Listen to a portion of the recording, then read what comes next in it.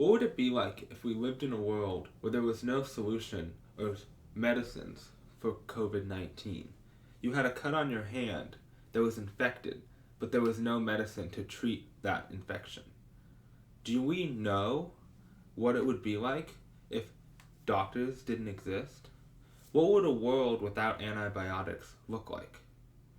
How many people per year would die? How would we fight against diseases?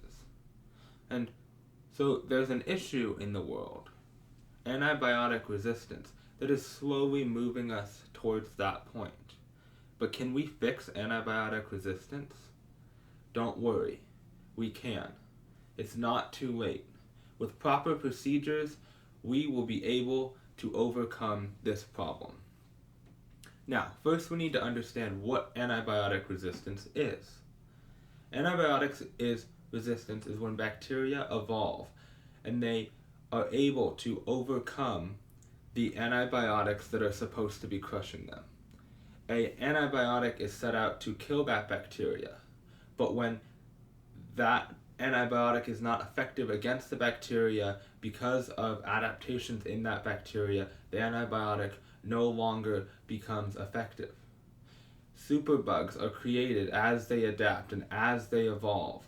They grow into strong bacteria that are resistant to more and more antibiotics because of mutations.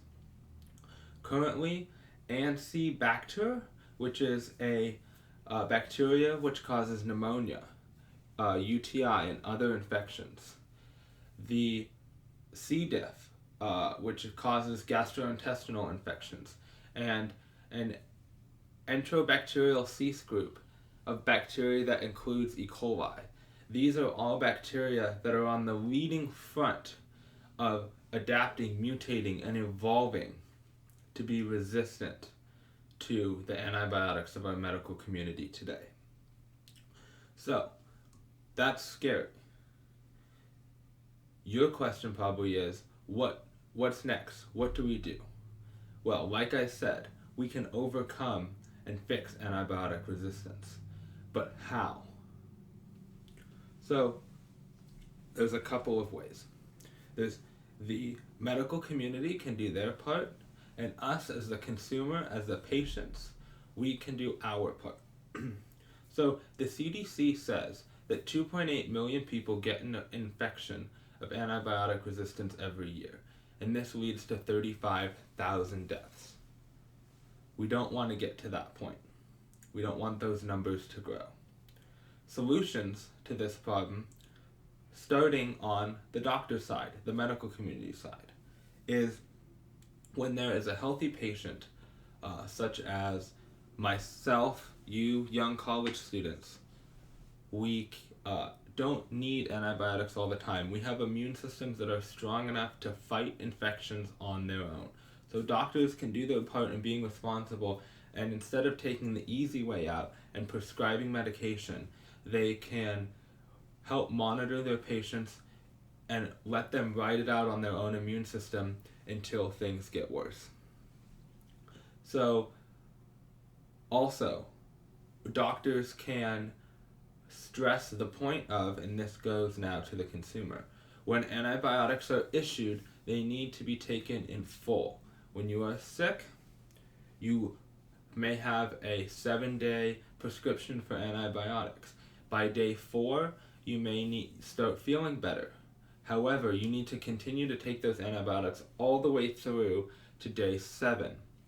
So, because there are still some remaining bacteria in your body, but you are already feeling better, so the number of them is down, but they're still there. So if they're not completely killed, those bacteria that are left are the ones that have mutated and have survived from the bacteria or from the antibiotic. So if you continue to take the antibiotics and you kill all the bacteria, there are none there that can continue to mutate, continue to evolve, and become resistant to the antibiotics that we have available to us. So us as patients and consumers need to be responsible. If our doctors tell us to take a prescription for 7 days keep continuing to take it even if we feel better after 3 or 4 days. And the doctors need to be responsible in stressing this point. Also, the medical community needs to work to develop antibiotics and quickly, and it's impossible to develop faster than the bacteria themselves can develop, but they can work on it, and it's something we need to support the scientific community in, and help if we can personally help them financially or with our support, and don't become anti-antibiotics. Lastly, the food industry, specifically with chicken, needs to stop using so many antibiotics. Those antibiotics then are able to evolve. They get into our systems through the food that we consume, and it becomes a worldwide phenomenon. The more antibiotics that are used in the world, the more opportunities there are for bacteria to become resistant to those antibiotics. So, with common sense and responsibility, we can fix antibiotics resistance.